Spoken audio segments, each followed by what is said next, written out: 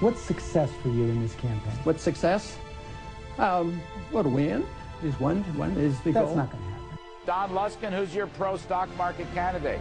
I mean this in all seriousness, Larry. Ron Paul. Before we go, you can go online and rate the candidates' performances in tonight's debate. Just go to politics.msnbc.com. So far, we've received nearly 2,000 votes.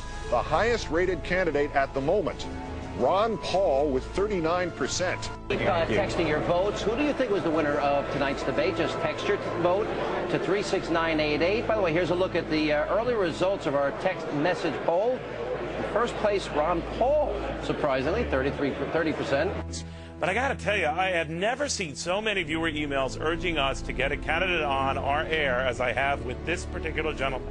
Our mailbox is consistently flooded with these requests. I am Vice President of Global Communications and Public Affairs here at Google. I have a couple of announcements as we get started. I know we're pretty full, indeed overflowing here. I'm pleased to say, or I'm impressed to say, that we've never gotten so many questions on our Dory system for a presidential candidate who has visited Google. Clinton, Barack Obama, Rudy Giuliani, McCain, 4 candidates in the race for the Oval Office. But when it comes to raising campaign cash, guess who is hitting a home run with the military? Michael Barone is a senior writer for U.S. News and World Report and also our Fox News political analyst. And I've got to tell you, they gave me 5 guesses. That's really nice graphic there. You decide, I'll wait. They gave me 5 guesses and I couldn't get it. So who does the military love? Well, according to a website that's researched it, the #1 fundraiser from military personnel, Congressman Ron Paul of the 14th Congressional District of Texas. That is right outside Austin, Texas. Between Austin and Houston. Yeah, very, very interesting. How is Ron Paul's number so high?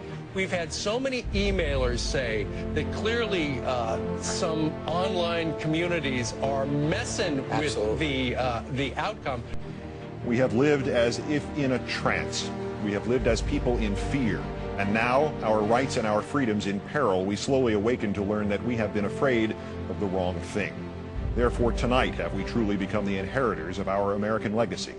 For on this first full day that the Military Commissions Act is in force, we now face what our ancestors faced at other times of exaggerated crisis and melodramatic fear-mongering, a government more dangerous to our liberty than is the enemy it claims to protect us from.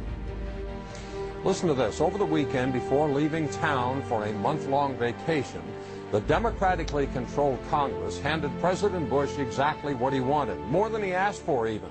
Legislation that broadly expands the administration's power to eavesdrop without warrants on Americans' international phone calls and emails. It was a speech Mrs. Clinton gave in Iowa last week in which she told the crowd that she would keep American troops in Iraq because, quote, we cannot lose sight of our very real strategic national interests in this region.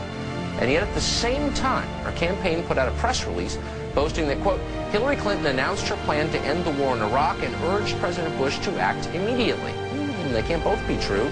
If we have actionable intelligence about high-value terrorist targets and President Musharraf will not act, we will. We need a hybrid army.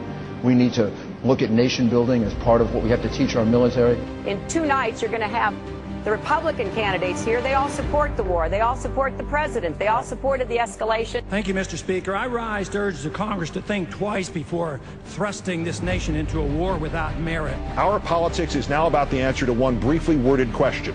Mr. Bush has failed, Mr. Warner has failed, Mr. Reid has failed. So, who among us will stop this war? Hi, I'm Jill Hepker from Grinnell, Iowa. My question is, if you were president, what would be your strategy for ending the war in Iraq? Congressman Paul, what would it be? Just come home. We just marched in. We can just come home.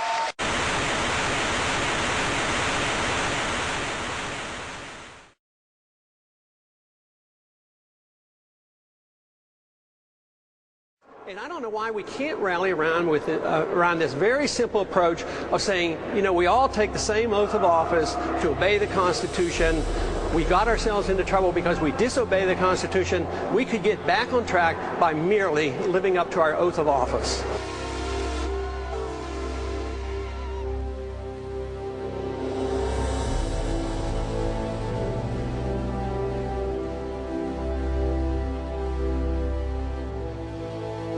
have allowed too much power to gravitate to the executive branch, and the Congress won't live up to their responsibility.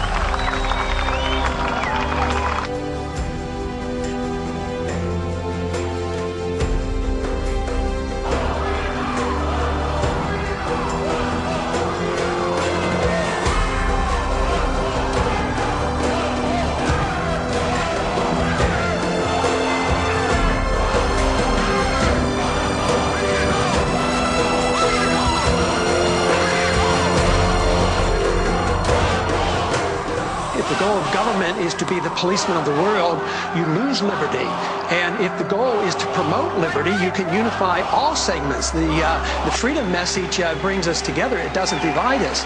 I believe that when we overdo our military aggressiveness, what it does, it actually weakens our national defense. I mean, we stood up to the Soviets. They had 40,000 nuclear weapons. Now we're fretting day in and day night about third world countries that have no army, navy, or air force, and we're getting ready to go to war. We can achieve much more in peace than we could ever achieve in these needless, unconstitutional, undeclared wars.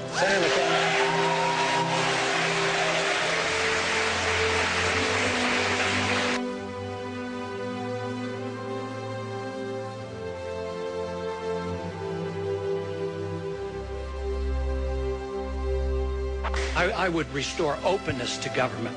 I do not think in this country we should have secrecy of government. The purpose of government is to provide privacy for the people. I would never use executive privilege to deny information to the Congress. Get off your couches, people. This is our country.